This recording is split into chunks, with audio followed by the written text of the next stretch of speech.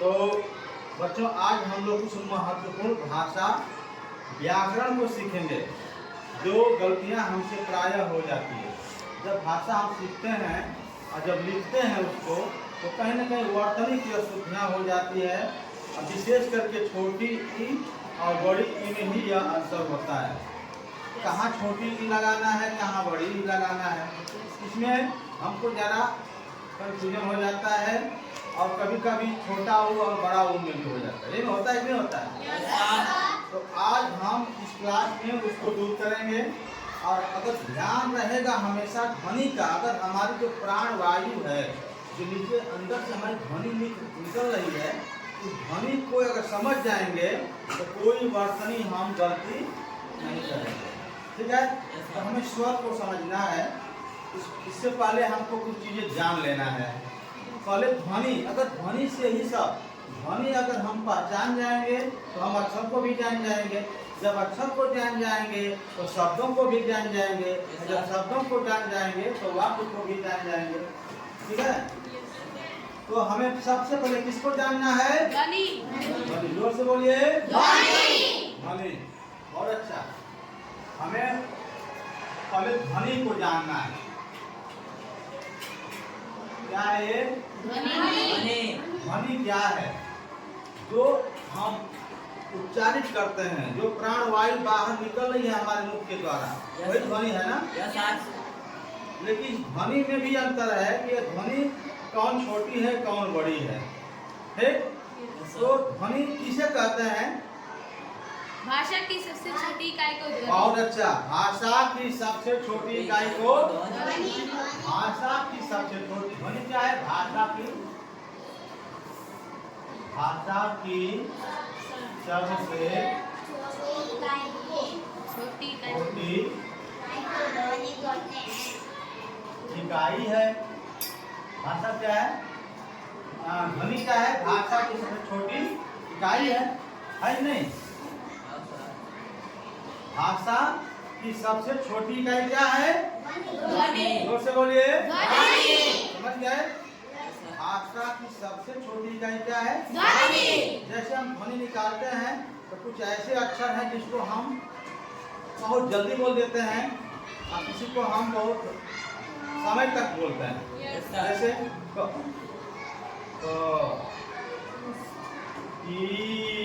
इस प्रकार से ध्वनि तो वही है, लेकिन इसमें सबसे छोटी जो ध्वनि निकली है इसको कम से कम समय में उच्चारित हम करते हैं। तो भाषा की सबसे छोटी इकाई क्या है? ध्वनि। ध्वनि है।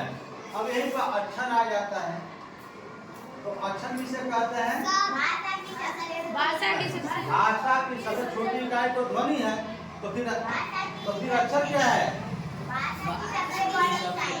और अच्छा, ये जो ध्वनि है इसी को यहाँ पे ले लीजिए।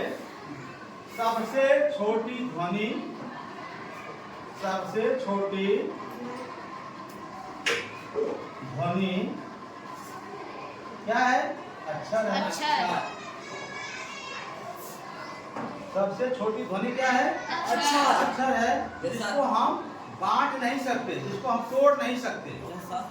जो ध्वनि निकल जाती है तो उसको हम खंडित नहीं कर सकते। हाँ, जिसको बांटा नहीं जा सकता, जिसको और बांटा नहीं जा सकता। ठीक है? माने सबसे छोटी ध्वनि अक्षर है जिसको हम टुकड़ा नहीं कर सकते, बांट नहीं सकते। समझ आ गई बात? अगर ये चीजें हमको अगर मालूम है तो हम वर्तनी जो हमारी है, वर्तनी ये कभी गलत नहीं होगी। ठीक है? शुद्ध हम लिखना सीख जाएंगे, शुद्ध बोलना सीख जाएंगे और शुद्ध पढ़ना सीख जाएंगे। ठीक है?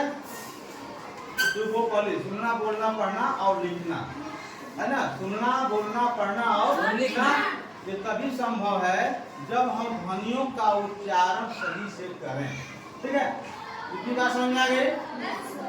अब वर्तनी में हम गलतियां करते हैं, कहाँ छोटी ही लगाना है, कहाँ बड़ी ही लगाना है, इसमें प्रायः गलती हो जाती है। तो इसको जानने के लिए सबसे पहले स्वर पर चलते हैं। स्वर। स्वर कितने हैं? 11। 11। बहुत अच्छा। इस समय कितने हैं? 11 स्वर हैं। पहले कितने थे? 13। पहले 13 थे ना? अब कितने हो गए? 11। तो 13 में से 2 को निकाल दिया गया। कौन किसको निकाला गया?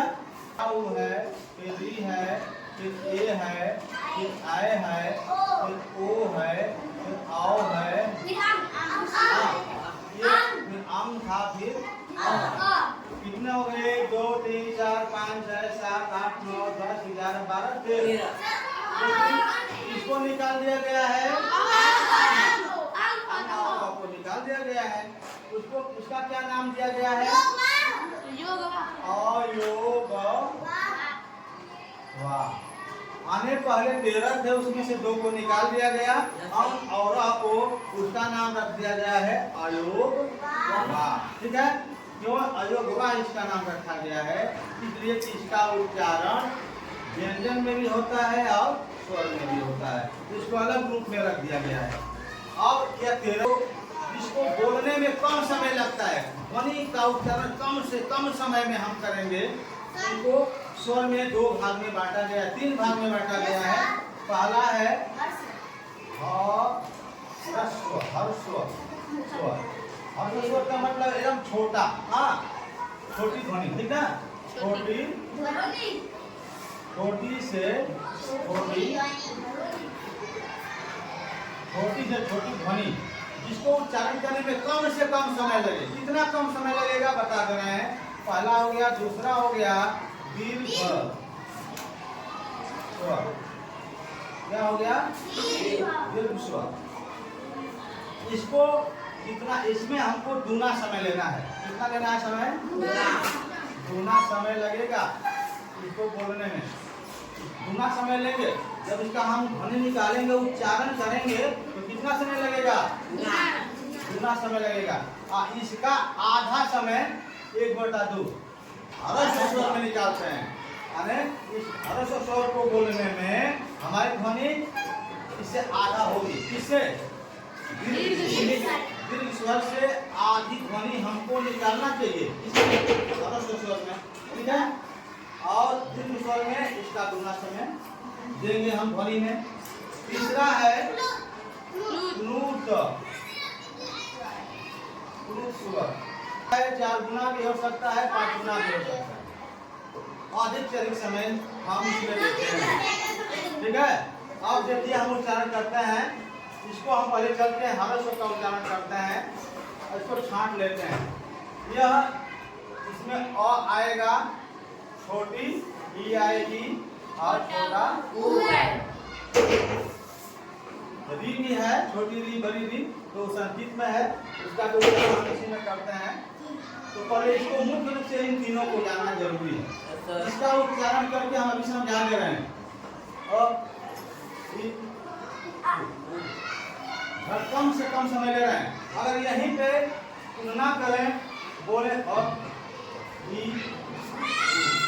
कम समय लिए, कम ध्वनि निकली है ना? छोटी ईसाई है, छोटी ध्वनि निकली है। अगर यहीं पे जोर देते हैं, अगर बड़ी लिखेंगे तो बोलेंगे ई। अब आप समझिए, ई में समय जरा लग रहा है कि ई में समय लग रहा है, बड़ी में समय लग रहा है ना? इसको हम जब बोले हैं तो इसमें दूना समय लग रहा है। ये जो है इसमें आएगा, इसमें दूना समय लगेगा तो सब इसमें आ जाएंगे। अब आपको समझ में आ गया होगा कि इसमें कौन कौन आएंगे। इन तीनों को छोड़कर बाकी जितने बचे हैं वो सब इसमें आ जाएंगे। ये क्या है? ये सब दीर्घ है। ये क्या है? इसको बोलने में कितना समय लगता है? कितना? ह्रस्व स्वर को उच्चारित करने में दीर्घ स्वर का आधा समय लगता है। ठीक है। और दीर्घ स्वर को उच्चारित करने में ह्रस्व का दूना समय लगता है। दिमाग में रखें, जब इसका हम प्रयोग करेंगे, ध्वनि निकालेंगे, तो दूना समय लगेगा किसके? बहुत अच्छा। अगर हम इन सब अक्षरों का, स्वरों का जब हम उच्चारण करेंगे तो स्वर का कितना लगेगा? दूना समय लगेगा, ठीक है। और इसका इसमें आधा समय लगेगा।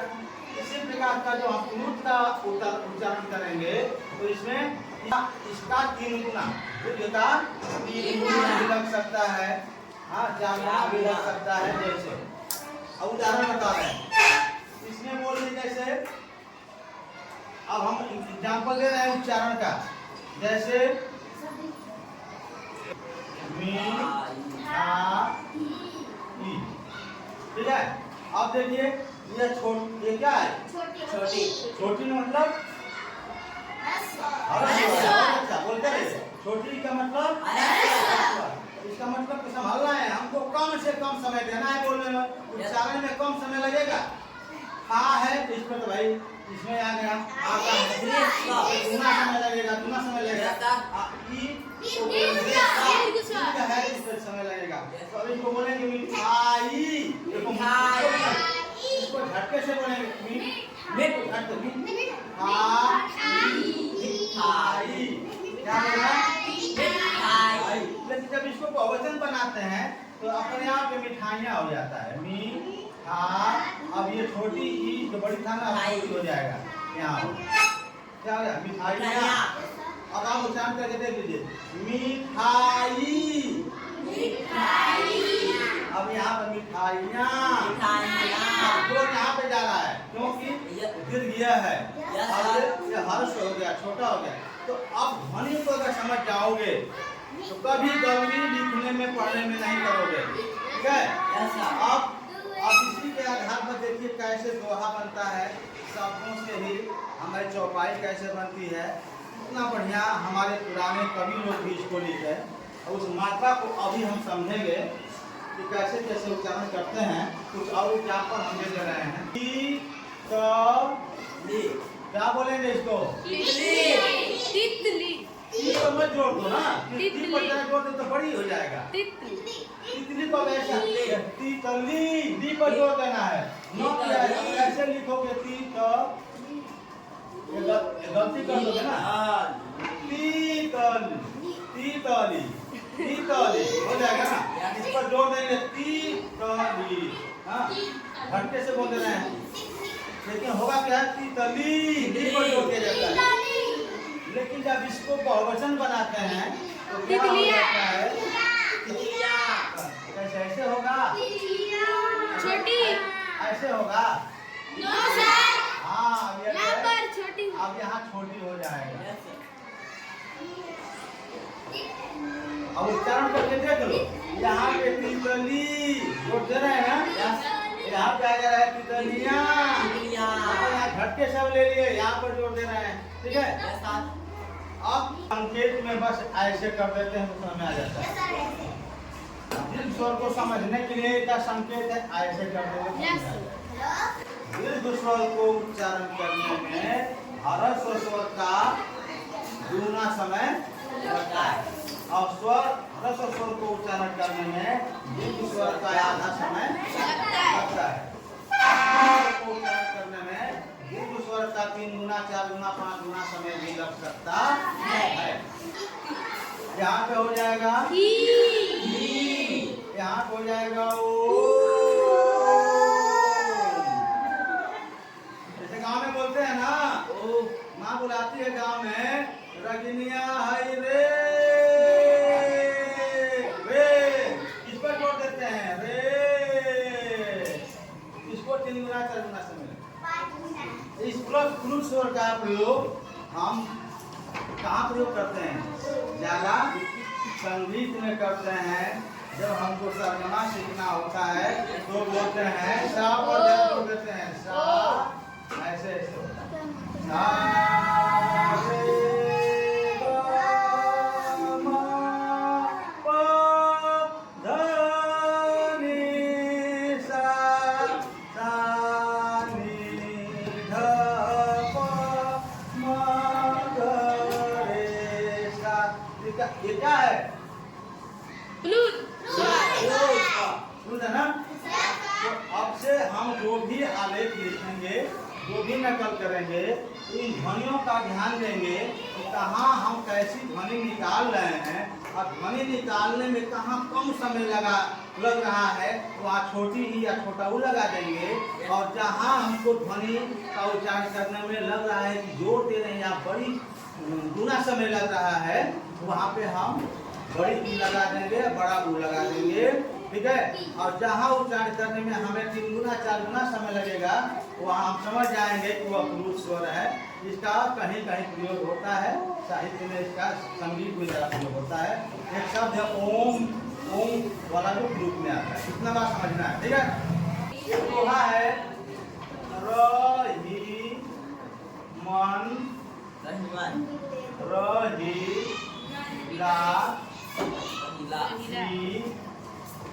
हली रहीमन रहिला जो परसे चित लाय, रहीमन रहिला की भले जो पर से चित लाय, परसत मन मैला करे सो मैला जब जाए। परसत मन मैला करे सो मैला जब जाए, सो मैला जरी जा, ठीक है। अब देखो इसमें 4 चरण होते हैं। कितने चरण होते हैं? 4 चरण होते हैं। दोहा में कितने हैं चरण? 4। दोहा है, दोहा में 4 चरण होते हैं। एक चरण ये हो गया यहाँ से यहाँ तक हो गया, ये पहला हो गया चरण। और ये हो गया दूसरा चरण, ये हो गया तीसरा चरण, और ये हो गया चौथा चरण। कितने चरण होते हैं दोहा में? नहीं बोलेंगे? नहीं बोलेंगे ना? दोहा में कितने चरण होते हैं? 4। अब देखिए एक ही बता दे रहे हैं। ये पहला चरण है, पहला और तीसरा, ये है ना, ये आमने सामने है। पहला और तीसरा से कितना होगा? 13 मात्राएं रहेंगी। गिन लेते हैं, 13 मात्राएं होती हैं। अभी हम गिन के बता रहे हैं। अगर गलत लिखेंगे तो गलत हो जाएगा, अगर वाक्य का ध्यान देंगे तो सही रहेगा, अगर गलत लिखेंगे तो गलत आएगा। और दूसरा और चौथा में 11 मात्राएं होती हैं।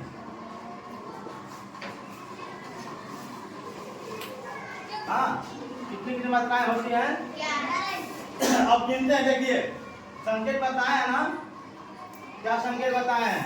हर्षों का ऐसे कर देंगे और दीर्घ के लिए ऐसे कर देंगे। इसको दूना करेंगे, ये दूना समय लगता है ना, दूना करेंगे। अब देखते हैं इसमें क्या रहेगा। ऊपर मान लो ऐसे ऐसे रहेगा ना, हर्ष ना, तब तुमको हर्ष बोलना है, दीर्घ बोलना है। क्या है? हर्ष। ये क्या है? छोटी नहीं है, ध्यान रखना, छोटी रहेगी तो हर्ष रहेगा। क्या है? तो ऊपर से मिटा देते हैं, साफ दिखेगा। ये क्या है? ही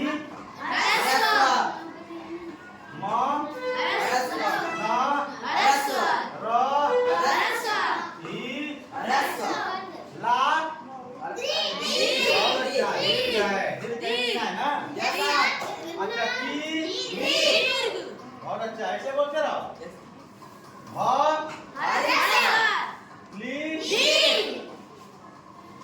अब दूसरे चरण में चलते हैं।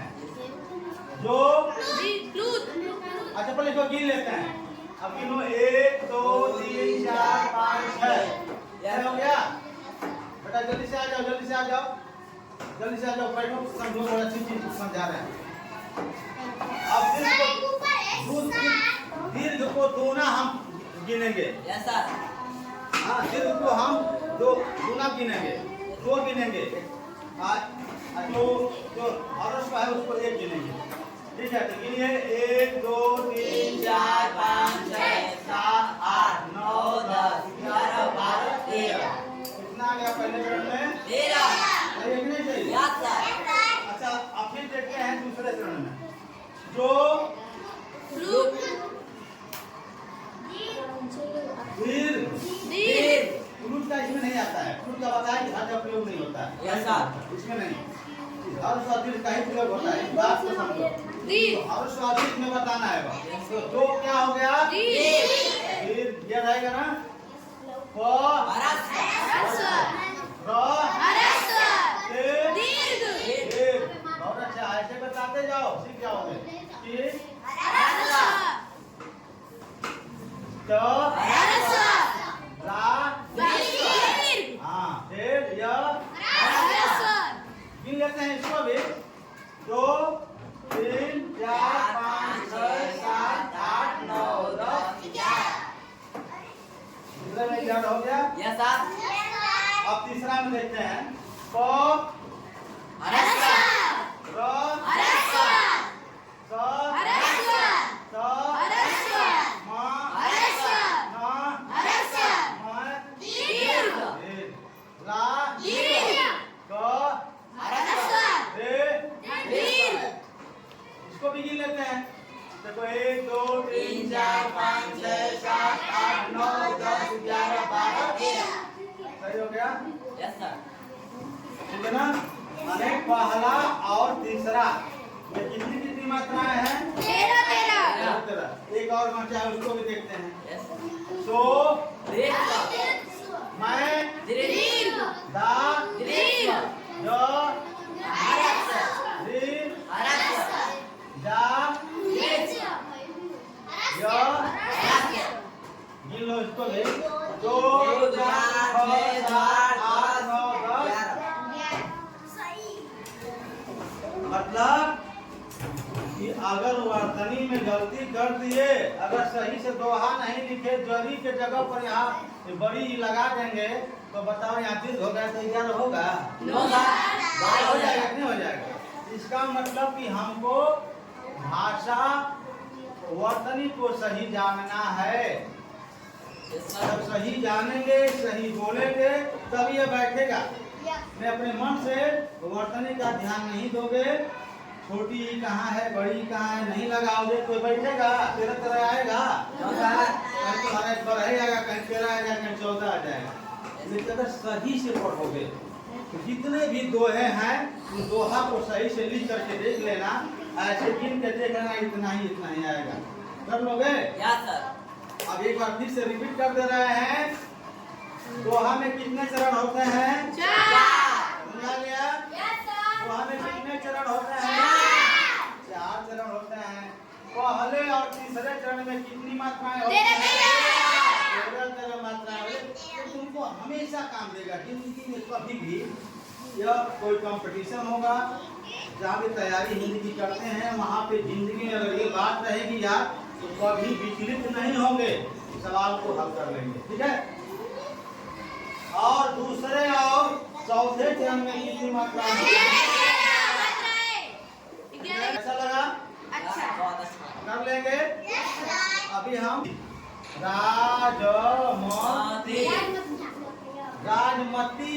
राजमती सही है, लेकिन जब लिखेंगे रजमतिया क्या हो जाएगा? रजमतिया जब लिखेंगे तो ऐसे हो जाएगा। ठीक है? यही समझना है कि राजमती कब लिखेंगे और रजमतिया कब लिखेंगे। ऐसे ही है, तितली है, अच्छा इसका बहुवचन बनाते हैं तो क्या हो जाता है? हो जाएगा। मिठाई का मिठाइयाँ। मिठाई का मिठाइयाँ। ठीक है? का रस हो जाता है, ऐसा बनाना। ठीक है? ठीक।